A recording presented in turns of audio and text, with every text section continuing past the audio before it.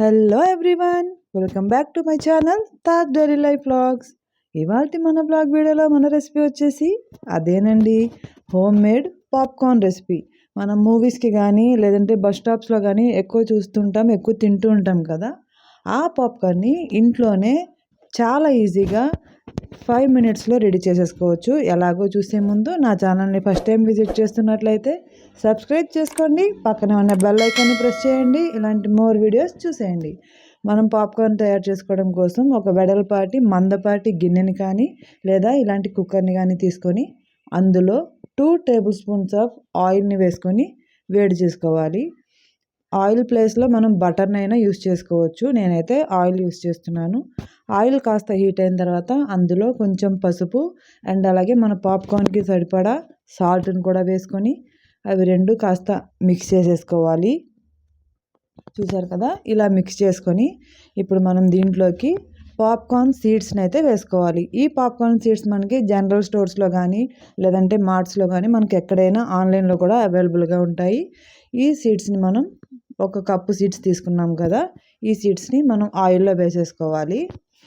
మనం ఈ ప్రాసెస్ అంతా మీడియం ఫ్లేమ్లో పెట్టుకొని చేసుకోవాలండి. హై ఫ్లేమ్లో పెట్టామంటే గింజలు మాడిపోతాయి, సరిగ్గా పాప్ అవ్వవు. అందుకని చెప్పి మీడియం ఫ్లేమ్లోనే ఒక 5 to 10 మినిట్స్ వరకు మనం ఈ విధంగా మిక్స్ చేసుకుంటూ ఫ్రై అవ్వనివ్వాలి.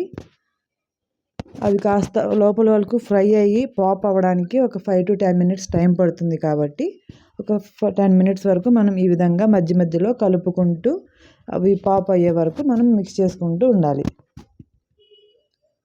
మనం ఆయిల్లో పసుపు ఉప్పు లేకుండా ప్లెయిన్గా కూడా చేసుకోవచ్చు.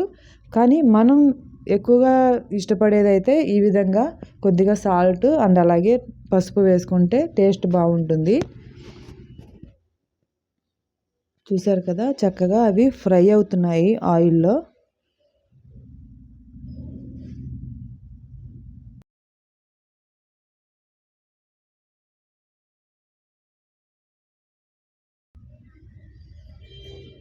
ఈ పాప్కార్న్ చేసుకోవడం చాలా ఈజీ అండి, ఎక్కువ కష్టపడాల్సిన అవసరం లేదు. చూసారు కదా, ఒక 10 మినిట్స్ ఈ విధంగా ఫ్రై అయిన తర్వాత మనకి పాపింగ్ అనేది స్టార్ట్ అయింది. ఈ విధంగా మొక్కజొన్నలు పాప్ అవుతున్నప్పుడు కుక్కర్కి లిడ్ లేకుండా తీసేసి విజిల్ కూడా పెట్టాల్సిన అవసరం లేదు. ఈ విధంగా మూత పెట్టేసుకుంటే మనకి ఆ మొక్కజొన్నలు పాప్ అవుతున్నప్పుడు బయట పడకుండా ఈ విధంగా మూత పెట్టుకుంటే చక్కగా అవన్నీ గింజలన్నీ చక్కగా లోపల పాప్ అవుతాయి. ఇలా అవుతున్నప్పుడు మధ్యలో కాస్త మనం ఈ విధంగా కలుపుకున్నాము అంటే మిగిలిన ఏదన్నా కొన్ని గింజలు పాప్ అవ్వకుండా మిగిలినవి కూడా అవి కూడా పాప్ అయిపోతాయి. కాబట్టి ఈ విధంగా ఒకసారి మనం కుక్కర్ని కలుపుకుంటే సరిపోతుంది. చూసారా, మనకి లోపల మొక్కజొన్నలు పాప్ అవుతున్న సౌండ్ కూడా మనకి బయటికి వినిపిస్తుంది. ఈ సౌండ్ ఆగిపోయింది అంటే మనకి పాప్కార్న్ అనేది రెడీ అయిపోయింది. చూసారు కదా, మనం ఒక బౌల్ పాప్కార్న్ సీడ్స్ తీసుకుంటే చక్కగా మనకి ఇన్ని పాప్కార్న్స్ అయితే రెడీ అయిపోయాయి. ఇప్పుడు వేడివేడిగా ఉన్న ఈ పాప్కార్న్ని ఒక బౌల్లోకి తీసుకొని సర్వ్ చేసుకుంటే మనకి ఎంతో ఇష్టమైన పాప్కార్న్ అనేది ఇంట్లోనే చాలా ఈజీగా రెడీ అయిపోతుందండి. సో ఫ్రెండ్స్, ఇదండి ఇవాల్టి హోమ్ మేడ్ పాప్కార్న్ రెసిపీ. మీకు నచ్చిందా? నచ్చితే వీడియోని లైక్ చేయండి, కామెంట్ చేయండి, నా ఛానల్ని సబ్స్క్రైబ్ చేసుకోండి అండ్ అలాగే మీ ఫ్రెండ్స్ అండ్ ఫ్యామిలీకి కూడా షేర్ చేయండి. ఈ పాప్కార్న్ని మీరు కూడా ట్రై చేసి చూడండి తప్పకుండా. Thank you.